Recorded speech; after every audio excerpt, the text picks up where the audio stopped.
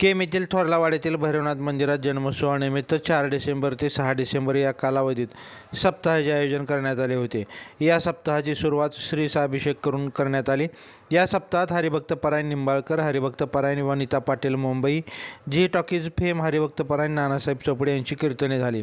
भैरवनाथ जन्मोत्सव कीर्तनची सेवा हरिभक्तपरायण वनिता पाटील यांची 10 ते 12 या वेळेत झाली. बरोबर 12:05 जन्म झाल्यानंतर मंदिरात गुलालाची उधळण करीत पुष्पवृष्टी करण्यात आली.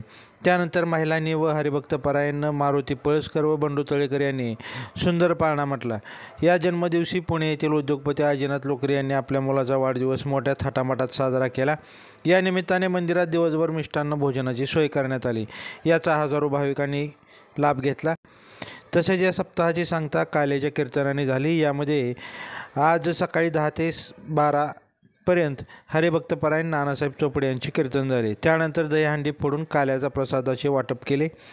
यावेळी मोठ्या संख्येने भाविकांची उपस्थिती होती.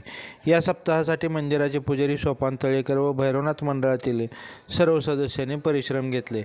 लाईव्ह महाराष्ट्र झोन न्यूजसाठी करमाळ तालुका प्रतिनिधी संजय जाधव.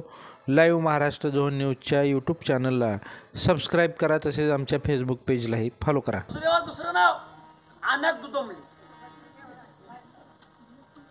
अनक दुदुमली होतं नाव दुसरं. का अनक दुदुमली पडलं तर देवाने वाद्य वाजवलं, अनक दुदुमली पडलं. आणि इकडे वसुदेवाचं लग्न ठरलं देवकी मातेशी. देवकीची कन्या देवकी यशाशी लग्न ठरलं आणि लग्नात थाटामाटात लावून द्यायचं ठरवलं. देवकीचा चुलत भाऊ कंस हा सारथी होता.